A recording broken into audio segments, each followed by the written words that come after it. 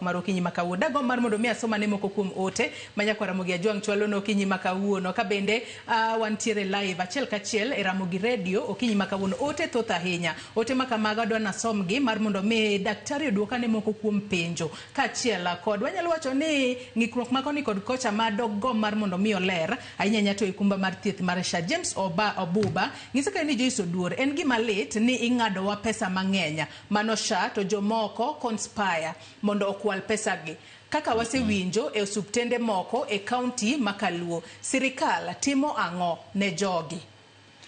Tofa rit mana matin mondo asomo te machielo. Tofa wuod Odweyo bende wacho ni mar sigomre penjna achiel ni oler nuane SHA. Mar ariyo ang'o momiyo koyudi gi malaria idhi nyiewo yath.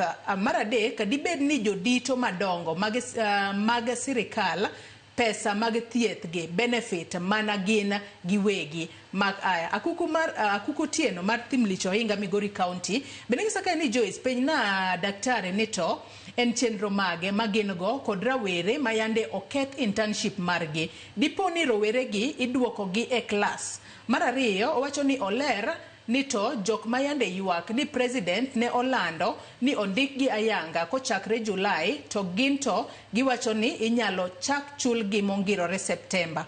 Pesa mar dweche ariyo gi dwa dhi kure? Mar ang'wen SHA betiyo to owachang'o kuom jotije manyawawa mayande oyudi okang' magikawo negi. Gideon Dhaya bende wacho kanyo erokamano ahinya kuom ote makamano. Gideon Dhaya bende wacho ni nitiere hospitals kaka Okita man Kadongo Ramula Health Center piny owacho ne ochungo gi e yor tiyo gi SHA. Gin ang'o gini mane oyudi ni pok gitimo nikech mago hospitals machiegni koda? Wach mar SHA manyaka ichul dweche 4 kata higa koro ere gima okonyo go mama mboga mak mana ote gi kajo chudo mar SHA no bende wach ma jopiny osebedo ka nitiere godo to kendo adwa wacho wachno maler. Jo Kenya osebet ka konyore kabisa koro gisani e wach mar chudo no jomondiki mawadwa ni mondo wagol 2.75% msara margi to kata gi joma timo tijegi to nigi yuto bende wadwa ni mondo miwa pesa matin. Koro gini onego beni en gima wawinjo kaka jo Kenya.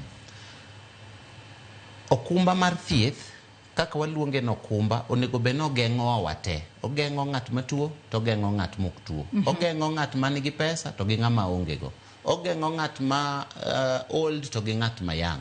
Onego beno geng'o wate en arambe marwa. Koro gima osebet ka timore Joyce en niya Kenya ka in to kod an samoro watiyo iboyudo ka ng'ato tuo e gweng' kata ng'ato nyathi moro tuo to ka en gi shida to okwayi ni Joyce an to konya gi 2,000 kata 1,000 adhigo e thieth. To iboyudo ka nitie ja Kenya moro kamoro amora ma onge kata gi ng'amo nyakwayo. Onge gi ng'amo nyakwayo. To mae kama wariwre kamoro achiel kaka jo Kenya. Koro SHA ni en arambe marwa wate jo Kenya. Ng'at man go to gi ng'at ma onge go. Ng'at mong'eyi to gi ng'at ma kiayi. Ng'at matuo to gi ng'at mangima. Koro wate waketo pesa wa kamoro achiel mondo ng'at ma onge ng'among'eyo onge kata MCA monyalo gone simu kata japuonj kata ng'at moro amora e gwengi en bende kodhi hospital tinya thiedhe chieng' ma en gi kansa tinya thiedhe mondo en bo yud yo mokonyre go. Mae gima watemo gero jo Kenya. To pinje mosegero gini bende nobet mana gi kaka gi ng'ur kaka wan be wan gi ng'ur to sani gi enjoy.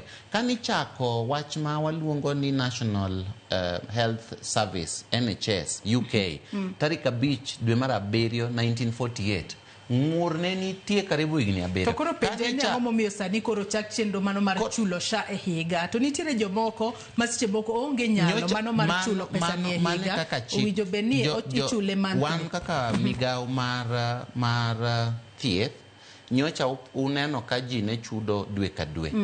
To chik mwaluongo ni Social Health Insurance Act ing'eni chik chik ing'eni ng'ado mbele to ng'ado chien.